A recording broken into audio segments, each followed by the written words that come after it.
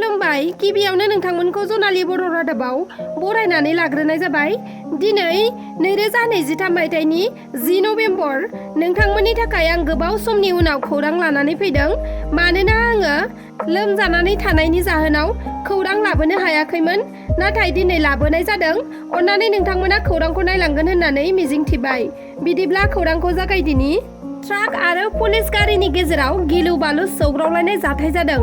बे सौग्रावलायनाय जाथायाव गासै 7 पुलिस मावफारिया बिथांमोनहा गोब्राबै जोखोम जानो गोनां जादों।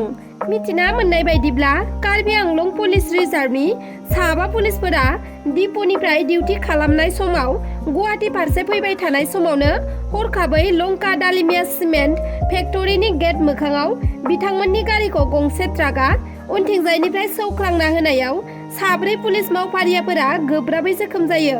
एक्सिडेन्टजों जोखोम जानाय 7 पुलिस मावफारिया बिथांमोननि मुङा फारियै बिश्वजित हाजरिका, बिरेन सयकिया, प्रदीप पाल आरो रबिन सिंह जौहरी होनना मिथिना मोननाय जादों। बिसोर 7नि मादाव प्रदीप पाल मुंनि पुलिस मावथि बिथाङा गोब्राबसिन जोखोम जादों। दा बिसोर 7खौ देहा फाहामसालियाव थिसननाय जाबाय।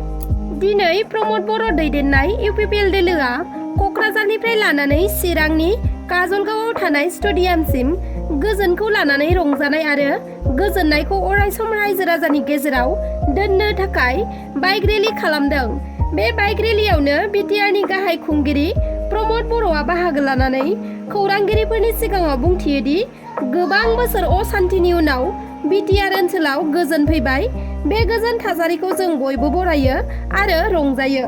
गोजोन थासारि फैनाय लोगो लोगोनो बिटिआर ओनसोलनि आबादारिफ्रा मोजाङै आबाद मावनाय, फरायसाफ्रा मोजाङै फरायनाय, गेलेगिरिफ्रा मोजाङै गेलेनाय, गासैबो बिथिङावनो गोजोनै दावगानो हादों होनना बिथाङा बुंदों। आरो बेबादि दावगानायनि थाखाय भारतनि गाहाय मन्त्रि नरेन्द्र मोदी, मिरुनि नखर मन्त्रि अमित शाह आरो आसामनि गिबि मन्त्रि डक्टर हिमन्त बिश्व शर्माखौ प्रमद बर' बिथाङा साबायखर बावो। बे थासारिया अराय गोजोर थाब्लासो बड'फा उपेन्द्रनाथ ब्रह्मनि जि सिमां बर' माहारिखौ गेरेमसा हारि दानाया बेफोरो जाफुंसारगोन होननानै बिथाङा बुंदों। गोबां बोसोर असान्थिनि उनाव बड'लेण्डआव थांनाय 3 बोसोराव गोजोननि थासारिया फैदों। बे गोजोन थासारिखौ जोङो बयबो सेलेब्रेट खालामदों आरो गोजोन थासारि फैनाय लोगो लोगोनो दिनै जोंनि आबादारिफ्रा मोजाङै आबाद मावनाय, जोंनि फरायसाफ्रा मोजाङै फरायनाय, जोंनि गेलेग्राफ्रा मोजाङै गेलेनाय, गासैबो थासारिया फैदों। आरो बे थासारि फैनायनि थाखाय जोंनि भारतनि प्रधान मन्त्रि नरेन्द्र मोदी बिथां, भारतनि नखर मन्त्रि अमित शाह बिथां, आसामनि chief minister doctor Himanta Biswa Sharma बिथांमोनखौ जों साबायखर बावो। आरो बे थासारिया जाहाथे अराय गोजोर थायो, जे बे थासारिया अराय गोजोर थाबासो बड'फा उपेन्द्रनाथ ब्रह्मनि जे सिमां बर' माहारिखौ गेरेमसा हारि दानाय, जोंनि ओनसोलखौ मोनसे जौगानाय ओनसोल महरै गायसननाय, बे हाबाफारियाव जों जाफुंसार महर मोनगोन। दा बिनि थाखायनो दिनै UPPL हान्जाया बाइक रेलि लादों।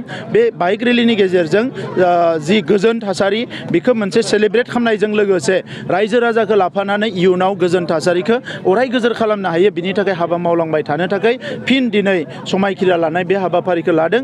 आरो फैगौ 15 डिसेम्बराव जोंनि सरकारा 3 बोसोर जागोन। बेखिनि समाव गोबां बेबायदि हाबाफारि लानानै रायजो राजाफ्रा जाहाथे जि मोनसे गोसोआव साननाय फैदों, गोजोन फैबाय, बे गोजोन गोसोआव साननायखौ जाहाथे बिथांमोनाबो फोरमायनो चान्स मोनो, बिथांमोनाबो फोरमायनो सुजुग मोनो। बिनि थाखायनो जों बेफोर हाबाफारिनि गेजेरजों बेखौ जों खालामनो थाखाय जोङो हाबाफारिखौ लानाय जादों। दिनैनि खौराङा बेखिनियानोमोन। नोंथांमोना आंनि खौरांखौ जोबजासे नायजोबलांनायनि थाखाय रोजा रोजा साबायखर बावहरबाय। आरो नोंथांमोना जुदि आंनि चेनेलखौ साबस्क्राइब खालामाखैब्ला अन्नानै साबस्क्राइब खालामनानै लादो, जाहाथे आं गोदान खौरां एंगारोब्ला नोंथांमोननिसिम सौहैनो हानाय बादि। लोगोसे लाइक, शेयार, कमेन्ट खालामनो दाबाव। एसेनोसै, गोजोन्थों।